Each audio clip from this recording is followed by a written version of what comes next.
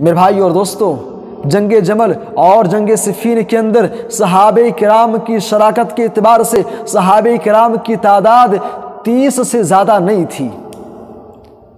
جنگ جمل اور جنگ صفین کے اندر اس موقع پر صحابہ کی ایک بہت بڑی جماعت موجود تھی، 10,000 کی تعداد میں صحابہ موجود تھے، لیکن آپ نوٹ کر لیں 30 سے زیادہ صحابہ کرام اس جنگ کے اندر شریک نہیں تھے۔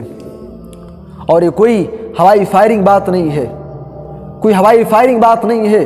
حوالہ آپ نوٹ کر لیں، حوالہ آپ لکھیے تسدید الاصابہ فیما شجر بین الصحابہ، ضیاء غامدی کی کتاب تسدید الاصابہ فیما شجر بین الصحابہ۔ ضیاء غامدی لکھتے ہیں ان عدد الصحابہ الذین حضروا ایام الفتنہ الجمل والصفین لا یکادون یتجاوزون عن 30 قطعہ، کہ لوگوں جنگ جمل اور جنگ صفین کے موقع پر صحابہ موجود تھے، صحابہ کی ایک بہت بڑی جماعت موجود تھی، لیکن لوگوں جان لو اس موقع پر 30 سے زیادہ صحابہ کرام نے اس جنگ کے اندر شرکت کیا ہی نہیں تھا۔